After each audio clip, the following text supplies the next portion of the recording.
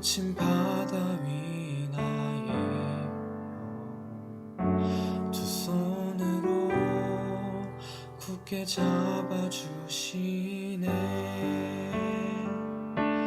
주님께 맡긴 인생의 여정 속에 아픈 만큼 기쁨의 날 주시네.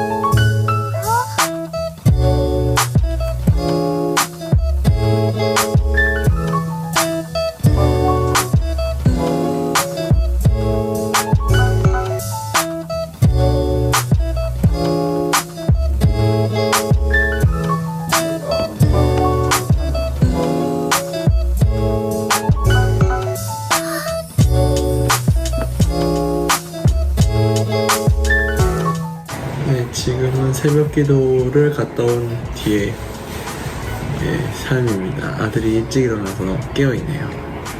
보통 이제 새벽 예배를 갔다 오면 책을 읽으려고 합니다. 요즘에 읽고 있는 책은 팀 켈러의 영성입니다.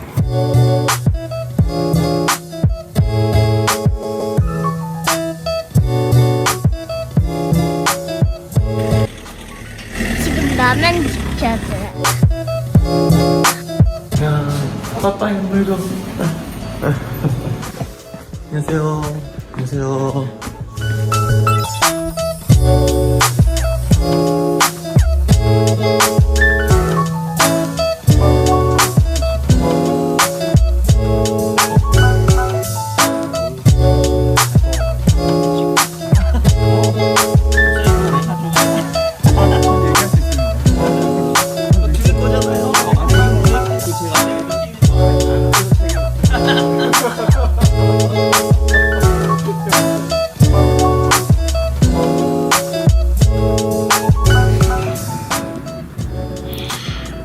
하루가 또 이렇게 마무리가 됩니다. 그럼 안녕.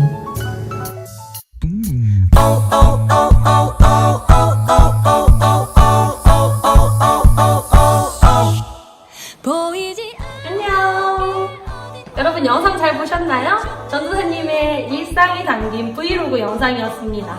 우리들 성경 말씀을 통해서 예배의 회복에 대해서 같이 나누게 될 텐데 우리들 예배가 회복되어지고 삶에서 예배가 더욱더 풍성해지길 바라는 마음으로 영상에 담아보았습니다. 그 취지를 따라서 저희 여호수아 청년분들이 매주 브이로그를 이어나갈 예정입니다. 3월과 4월에 생일이었던 여호수아 청년부 여러분, 카카오톡 이모티콘 선물 잘 받으셨나요? 아직 받지 못했던 분들은 영원혜리님한테 연락해서 꼭 받으시기 바랍니다.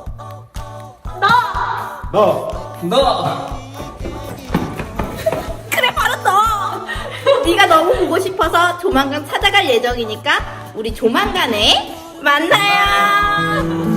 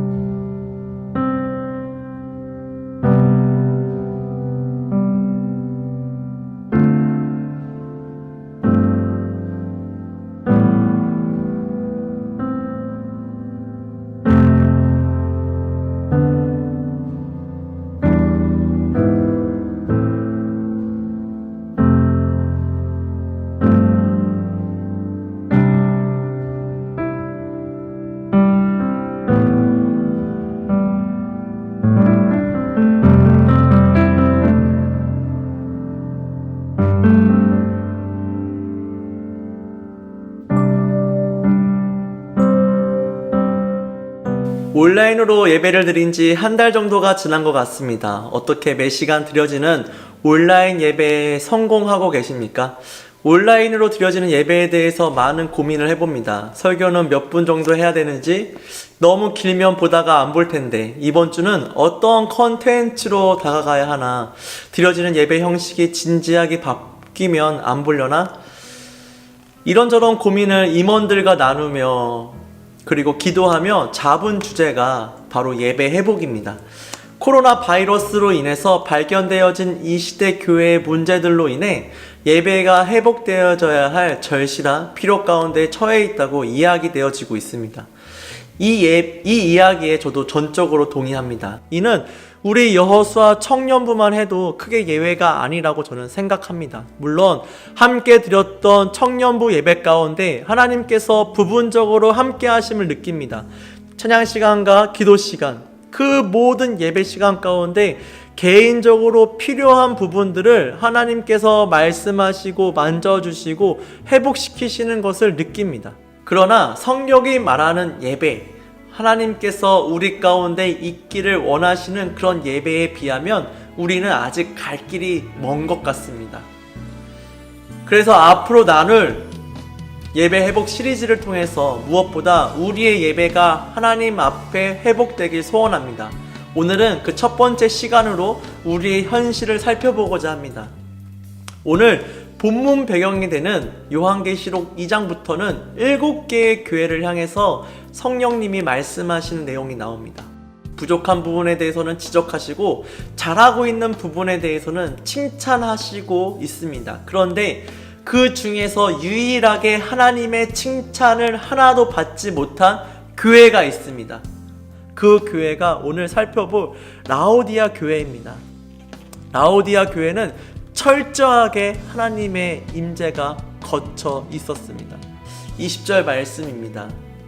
볼지어다 내가 문 밖에 서서 두드리노니 누구든지 내 음성을 듣고 문을 열면 내가 그에게로 들어가 그와 더불어 먹고 그는 나와 더불어 먹으리라. 오늘 지금 살펴본 그 본문에 예수님은 지금 어디 계신가요? 내가 문 밖에 서서 두드리노니. 많은 사람들은 이 구절을 전도할 때 사용합니다. 이런 그림도 있잖아요. 지금 문 밖에 서서 두드리고 계십니다. 예수님께서. 그리고 문 밖에는 문고리가 없습니다. 이 문은 예수님이 억지로 열지 않습니다. 열 수 없습니다. 그래서 우리 자신이 열어야 됩니다. 지금 주님이 당신의 마음의 문을 두드리고 계시는데 당신이 그런 마음을 열면 주님을 모셔다 드릴 수 있습니다. 그러면 주님께서 당신의 마음에 들어가 주님이 당신으로 먹고 당신이 주님으로 먹는 그런 귀한 구원을 얻게 될 것입니다. 당연히 이렇게 말하는, 이렇게 전도용으로 전도할 때 사용할 수 있는 좋은 구절입니다. 그걸 잘 말해주죠. 그런데 성경에서는 이 구절은 불신자에게 하시는 말씀이 아닙니다. 예수님이 불신자에게 하신 말씀이 아니에요. 예수님이 라오디아 교회에게 이 말씀을 하십니다. 라오디아 교회란 말은 무슨 말이에요? 교회는 성경에서 보면 예수를 믿는 성도들의 모임이 교회라고 얘기하고 있습니다. 건물이 아니고, 그러니까 이미 예수를 믿어 그 마음에 예수님을 영접한 하나님의 백성의 무리인 교회를 향해서 이렇게 말씀하고 계신 것입니다. 거기에 보면 예수님이 라오디아 교회 어디에 계시냐? 문 밖에 계셨습니다. 교회 문 밖에 계셨어요. 다시 말하면 그 말은 그만큼 라오디아 교회에는 하나님의 임재가 철저하게 거쳐져 있었습니다. 빌레그리안 목사님이 이렇게 말씀하셨다고 합니다. 오늘날 교회에서 성령님이 떠난다 할지라도 교회에서 90% 이상의 일들은 전혀 아무 일이 없었던 것처럼 그대로 진행할 것이다. 이 얼마나 심각한 말입니까? 오늘날 많은 교회들이 성령님의 자리를 프로그램으로 대체합니다. 모든 것이 다 짜여 있습니다. 어느 한 지점을 향해서 모든 일들이 같이 운행해야 된다는, 진행되어야 된다는 것에 대해서 저도 압니다. 저도 거기에 동의합니다. 그러나 분명한 것은 어느 시점에서 시작하여 어느 시점에 마치는 것이 다 정해져 있다는 것입니다. 11시에 시작을 합니다. 찬양을 드리고 성경 봉독을 하고 기도를 합니다. 모든 것이 주보에 적힌 것대로 진행을 하며 12시가 되면 예배가 마칩니다. 모든 것이 정해져 있습니다. 너무나 프로그램에 매여서 성령께서 역사하실 틈이 없는 우리 또한 어떠합니까? 12시에 끝나야 하는 예배가 그 설교가 길어져서 조금이라도 늦어지면 인상을 쓰고 앞을 노려보고 있지 않습니까? 지금 예배가 정시에 시작해서 정시에 끝나는 것에 대해서 나쁘게 이야기하고 있는 것이 아닙니다. 문제는 그 짜여진 틀 안에서 성령의 자리가 어디에 있냐는 거예요. 하나님의 임재의 자리가 어디에 있냐는 거예요. 하나님은 우리 가운데 임재하시기 열망하십니다. 특별히 우리 예배 가운데 임재하시기 열망하십니다. 우리 예배 가운데 임하셔서 우리를 구원하시고 치유하시고 회복시키시고 돌이키시고 회개케 하시고 위로하시고 우리에게 약속을 주시고 하나님의 계획과 의도를 알리시고 우리를 인도하시기 원하십니다. 그런데 우리의 예배는 어떠합니까? 하나님의 임재가 가득합니까? 하나님께서 예배 가운데 임하셔서 하나님만이 할 수 있는 일을, 그 놀라운 일을 행하고 계십니까? 아니면 예배에 대해서 아무것도 기대하지 않고 예배를 통해서 하나님을 만날 생각조차 하지 않고 하나님을 기다린다는 그 마음조차 없지는 않습니까? 예배 시간에 하나님의 강력한 만남을 통해서 어떠한 일이 일어날 수 있다는 생각조차 안 하고 있지는 않습니까? 모든 것이 그저 형식적이고 종교적인 행위로만 남게 되는 주일 성수했으니까 되었다는 그런 안일한 생각에 빠져 살고 있지는 않습니까? 다른 교회에 대해서 평가하자는 것이 아닙니다. 다른 누구에 대해서 판단하자는 것이 아니에요. 지금 나의 예배가 어떠냐는 것입니다. 매주 인터넷으로 드리는 예배 가운데 나의 마음의 자세, 나의 마음이 어떠냐는 것입니다. 하나님의 임재가 거친 교회, 그게 라오디아 교회였습니다. 그런데 이것이 얼마나 큰 문제냐면 하나님의 임재가 거치면 하나님의 생명이 고갈된다는 것입니다. 하나님 그 자체가 생명이신데 그 생명 대신 하나님께서 우리와 임재하시지 않는다면, 우리와 함께 하시지 않는다면 우리 안에 생명이 점차 말라가 고갈되는 것을 의미합니다. 그렇게 되면 우리의 예배는 종교적인 껍데기만 남아 형식과 순서와 프로그램만 남는 알맹이가 없는 그 안에 예배에 대한 그 어떤 사모함과 열망과 열정이 없게 된다는 것입니다. 그래서 16절에 이렇게 말씀하고 계십니다. 내가 이같이 미지근하여 뜨겁지 아니하고 차지도 아니하니 내 입에서 너를 토하여 버리리라. 라오디아 교인들은 지금 차지도 아니하고 뜨겁지도 않은 그런 신앙의 상태를 가지고 있었습니다. 그럼 그들을 향해서 차든지 뜨겁든지 하라고 말씀하셨습니다. 이 말은 차가워져라, 그 말이 아니에요. 만약 너희의 신앙이 차가워지면 그러면 너희가 얼마나 너희 신앙이 잘못된 것을 깨닫게 되어 돌이킬 가능성이라도 있을 텐데 미지근하여 이것도 저것도 아니니까 돌이킬 여지마저 없는 상태인 거죠. 그러면서 강력하게 경고하시길 너희가 돌이키지 아니하면 내가 입에서 너를 토하여 내리라고 말씀하십니다. 이는 단순한 종교적인 열심을 가지라는 이야기가 아닙니다. 하나님을 버리고 떠났다고 책망하신 그 이사야 시대에도 수많은 재물을 가지고 하나님께 드렸고 수많은 예배를 가지고 하나님께 드렸습니다. 하나님의 심판이 실제로 임한 이사야 시대에도 오늘날 그 인도, 그 먼 인도까지 가가지고 그 값비싼 향유를 사다 하나님께 번제로 드리던 그들은 열정을 가지고 있었는데 종교적 열심히 뛰어났는데 하나님께서는 그 예배를 받지 않으셨습니다. 저는 그걸 얘기하는 것이 아닙니다.